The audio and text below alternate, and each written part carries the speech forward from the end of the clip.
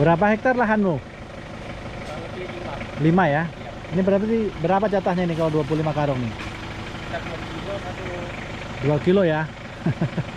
Dan ini pemupukan terakhir setahun yang lalu nih. Iya. Kurang itu makannya memang. Iya, kurang memang, Pak. Ya Makanya kalau kayaknya mulai sekarang ya, kalau bisa 4 bulan sekali gitu. ya pokoknya dia tuh dosisnya satu pohon tuh 6 kilo 6 kilo setahunnya. per tahunnya, Pak ya. Ya, jadi kalau ini kan 2 kilo kan hitungannya 2 kilo nih setahun sekali dipupuk. Iya. Kurang. Malahan. Makanya buahnya tuh Kurang. nggak bisa Enggak besar. ini apa namanya susunannya itu loh kosong, Kosong, benar. ada kosong terus ukurannya nggak bisa besar. Iya, benar. Kurang. Panen TBS sawit sekaligus kita mengangkut pupuk untuk kebun petani yang sudah hampir setahun tidak dipupuk. Kali ini kita gunakan pupuk jenis NPK 12 12 17 ditambahkan dengan pupuk KCl ya, MOP Muriate of Potash atau pupuk KCl dengan kandungan kalium sebanyak 60%. Salam tandan berduri. Kita berada di kebun sawit dan kali ini kita mengirim pupuk ya. Jadi pupuk NPK yang kita kirim dengan jenis NPK 12 12 17. Di NPK ini akan dikombinasi dengan jenis KCl ya. Itu KCl yang digunakan untuk menambah kandungan kalium pada pupuk yang akan dipupukkan di kelapa sawit ini.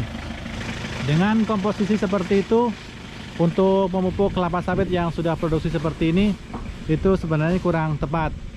Namun kita pilih NPK 12 12 17 karena harganya agak rendah ya dibandingkan dengan NPK 13 6 27. Seharusnya untuk memacu produksi TBS, pupuk yang paling tepat adalah NPK dengan komposisi 13 6 27 yang mana kandungan kaliumnya memiliki angka tertinggi di 27%. Namun untuk kali ini petani memilih NPK 12 12 17 dengan pertimbangan harga, dan untuk mencukupi kebutuhan kaliumnya pupuk dicampurkan dengan menggunakan pupuk KCl yang memiliki kandungan kalium 60%. Ini lahannya cukup ekstrim ya, cukup jauh karena ini kita tidak bisa langsung masuk ke kebun. TPH-nya diangkut ke bagian atas sana. Ini seharusnya kalau petaninya rajin bisa dibuatkan jalan ke arah sini, namun ini tidak dibuatkan jalan dan kondisi tanah di sini agak liat seperti ini. Jadi proses pengumpulan panennya agak susah karena harus diangkut melalui jalan-jalan kecil itu menggunakan motor dari pengumpulan TBS yang ada di kebun ini.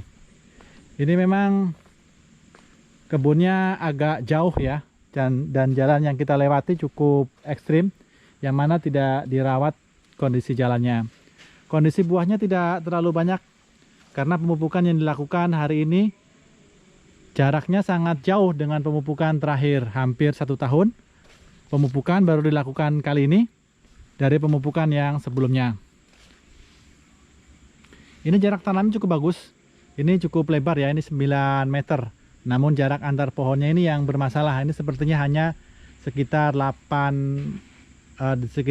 meteran ya untuk jarak antar pohonnya. Makanya seperti ini. Ini sebenarnya penanaman yang kurang tepat karena jaraknya kurang efektif.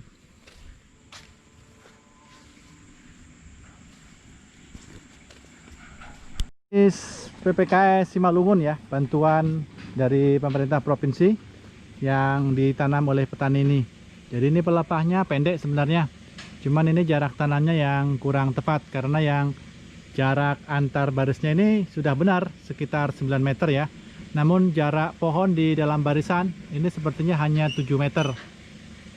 Nampak seperti ini ya. Ini pelepah yang dari pohon sebelah ini sudah hampir menyentuh bagian batang di pohon sebelahnya.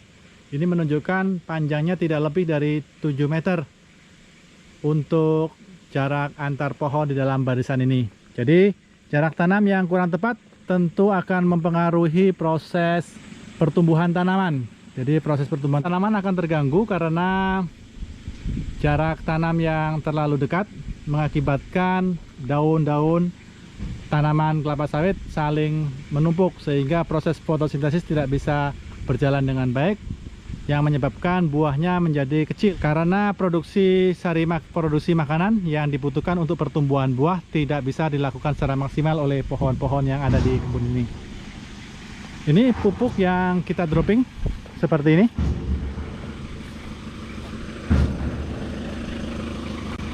Jadi ini jumlahnya 20 karung jenis NPK 12-12-17 dan dicampur dengan 5 karung KCL. Untuk TBS nya seperti ini. Ini TBS yang dihasilkan dari kebun ini. Ini sudah berumur sekitar 4 hari ya. Jadi nampaknya ini sudah mulai membusuk ya TBS nya seperti ini. Ini sudah mulai tumbuh jamur di bagian tangganya.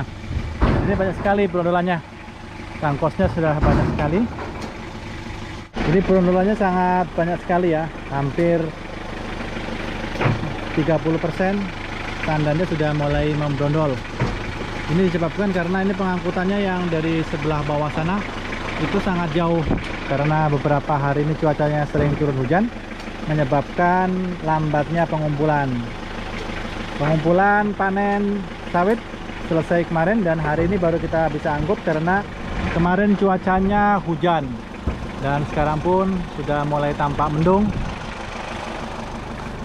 Mengingat kondisi jalanan yang seperti ini, yang tidak terawat, menyebabkan kita harus menunggu waktu sampai ada terik matahari agar tidak menjadi kendala di jalan-jalan yang masih licin seperti ini. Dengan jalan yang tidak terawat seperti ini nampak sekali tidak terlihat badan jalannya ya. Jadi ini bekas roda tadi.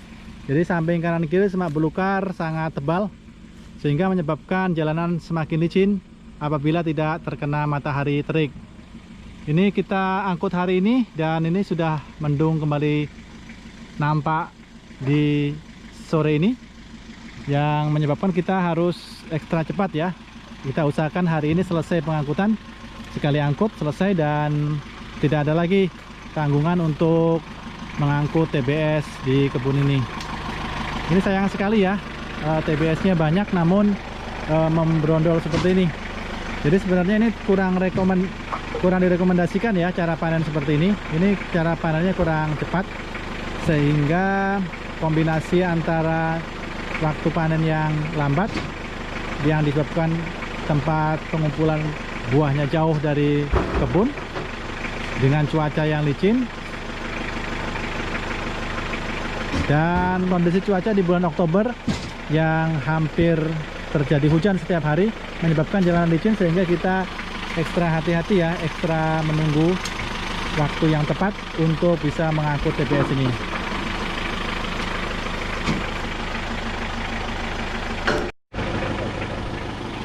Ini tinggal naikkan brondolan ya. Untuk brondolannya ada sekitar 500-an kilo ya, banyak ini. Panennya cukup bagus karena hanya buah yang matang yang dipetik. Namun karena terkena hujan dan sudah berumur 3 hari, maka